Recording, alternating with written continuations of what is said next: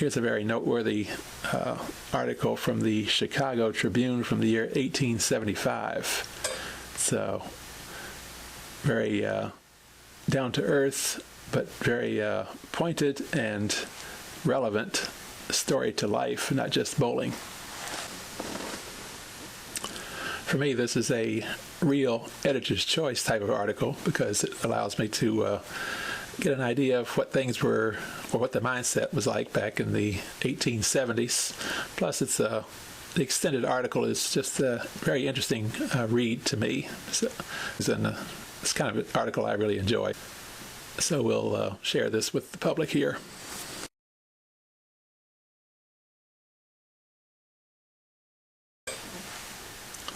Utility and value, what John saw in Paris.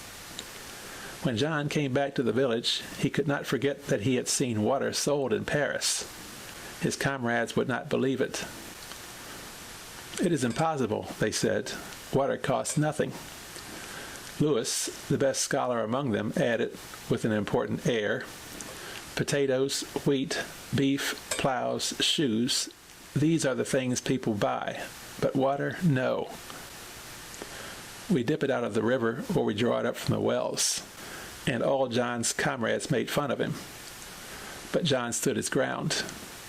"The water," said he, "was in a great barrel on top of a cart, which was drawn by a horse.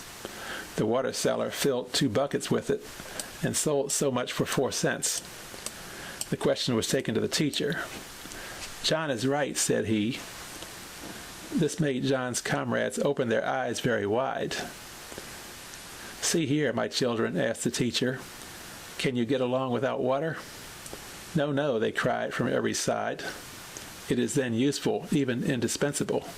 But why do you not buy it?" "Because we get it for nothing," said Philip, who was always quick to answer a question. "That's right," continued the teacher.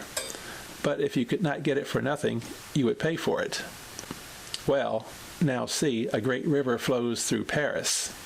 Everybody can draw water from it, and nevertheless people pay the water carriers. Now, is it really the water they pay for?" "It is the porter," cried Philip again. "It is indeed the porter, or rather it is his labor for which you pay. You give him 4 cents for the trouble he has taken and the time he has spent in seeking the water. Hold. Moreover, we do not need to go to Paris to see water paid for. People pay for it even here, in our village, although we have a little river here." The teacher spoke in too serious a tone to let the children think he was jesting. They looked at him in silence. After an instant he asked, "Where do you draw water?" Many at once said, "At the well." "Did the well make itself?" "It has been dug," said John. "Our well costs $20. "Well, if the well costs $20 and it lasts 20 years, how much does water cost?" Many of them said, 20 and 20 once, $1 a year. "And we do not count in this either the ropes or the buckets. The things for which we pay," said the teacher finally, "that is, the things which we buy, have value. This is why a person asks how much a thing is worth or what its value is. But the things we get for nothing, like air, rain, sunbeams, are useful without having value."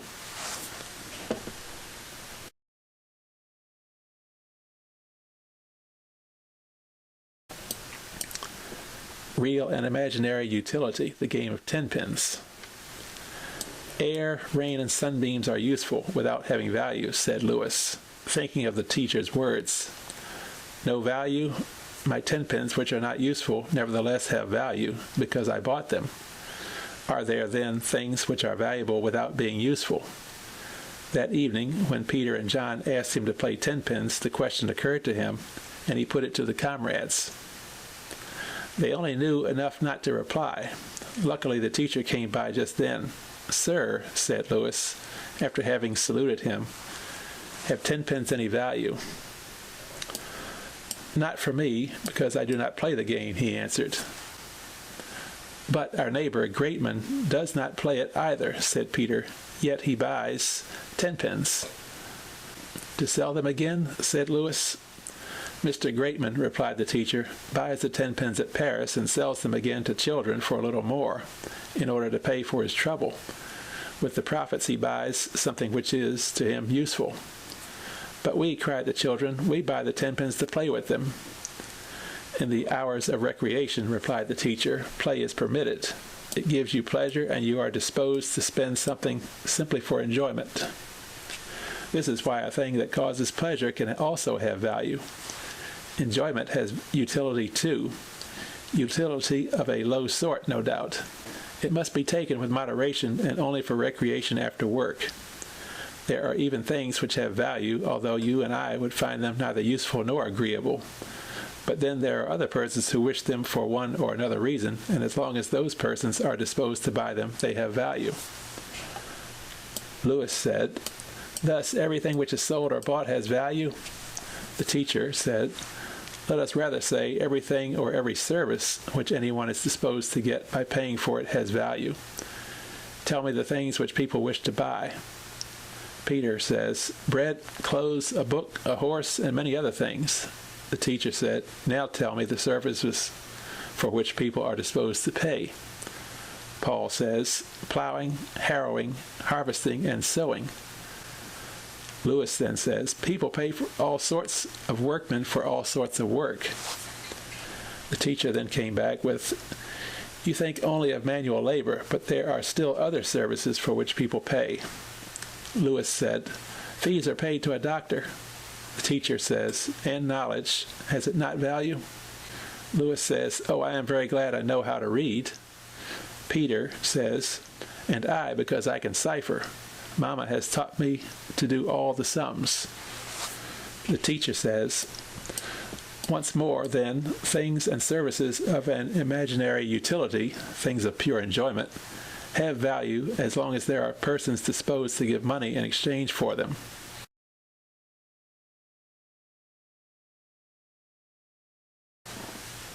Property, the lost 10-pin. A few days after the conversation, a lively discussion sprang up in the schoolyard during recess between Lewis and Jerome. Lewis had found a 10-pin, and as Jerome had lost one, he claimed that this belonged to him. But Lewis declared that he lost 10 pence himself all the while, and that he had probably found one of his own. Philip then thought of asking Jerome whether the pin he had lost was big or little. It was big, replied Jerome. Then they showed that the pin which had been found was little, so Lewis could keep it. The teacher, who had heard all this without being seen, then approached in order to draw out of this little event the instruction it contained. I see, said he, that you understand the right of property without having been taught it. If one of you has made himself a kite, or if his father has given him a peg top or a 10-pin, he considers the kite, this top, this pin, as belonging to him, as his property, with which he can do whatever he wishes. He is the exclusive master of it. If need be, he would defend his right to it vigorously, as he would defend his ears if anyone tried to cut them off. And it is well that this should be so. Why? Because the certainty of enjoying the use of what you own gives you great energy and great perseverance. You wish to increase your wealth. Property thus increases production twofold, tenfold, and 100-fold, where in olden times 100 savages could scarcely find necessary food. There are now actually 10,000 families living in abundance, each possessed of some wealth, each engaged in industry. If property did not exist, no one would plant a tree from which someone else could pluck the fruit. No one would build a house which another would claim the right to occupy. No one would rear a horse if his neighbor could possess himself of it. No one would sow flax for the sake of making cloth which he could not use. Can you, my children, imagine a country where each person could take with impunity what other persons owned? Where John could take away Peter's top and Philip could seize James's hoop? Would you like to live in such a country? No, no, no, cried the children.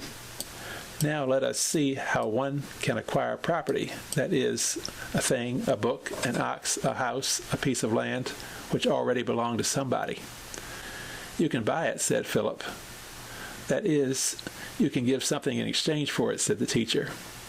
What other ways are there? You may get it as a gift, answered John. Are there not still other ways? You can inherit it, said Peter. You may even find it, but then you have not the right to appropriate it unless it belongs to nobody. True, there are still countries without any inhabitants. In them, you can enclose and cultivate a piece of land or build a house and live in it, and this land and this house thus rightly becomes your property because you have spent your labor upon them. Moreover, the water which is beneath the earth belongs to nobody. But if I have a well dug, the water which enters the well belongs to me. I can give it away or sell it. I have appropriated this water by my labor, or, what is the same thing, by paying for labor with the money which I have earned in another way and which belongs to me. I can dispose of it as seems best to me, as long as I respect the laws of morality.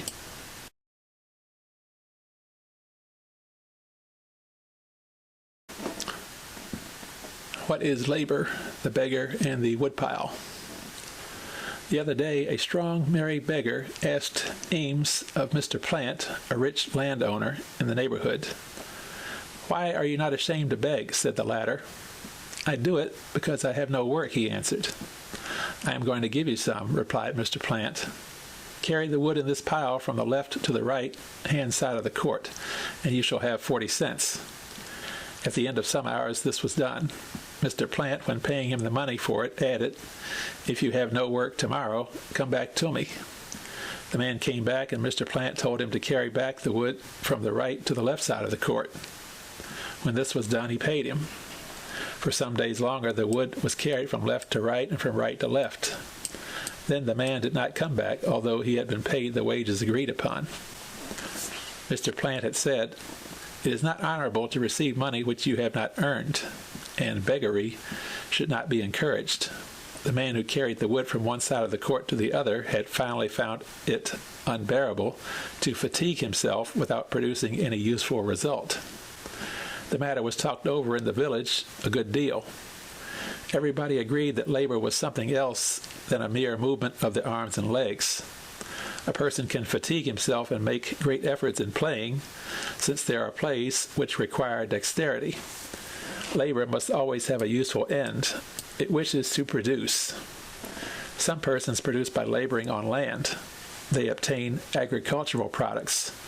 Others labor on iron, wood, cloths, and 1,000 other things, and get industrial products. Others labor to transport commodities, to pack them, and to retail them. And they are paid in proportion to their services.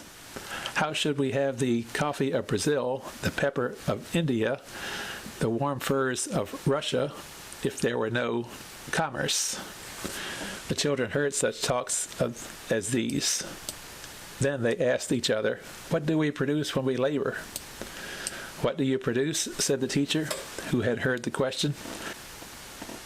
"You produce knowledge and sagacity, or good judgment, which make you wise and good, which let you gain a livelihood more easily, which tend to induce you to lead honest lives, and to be useful to yourselves and your neighbors. As for me, I labor to teach you, just as the doctor labors to cure you. Some people labor simply in producing means of enjoyment for which others will pay, because if a man labors, it is well that he should also have his hours of recreation."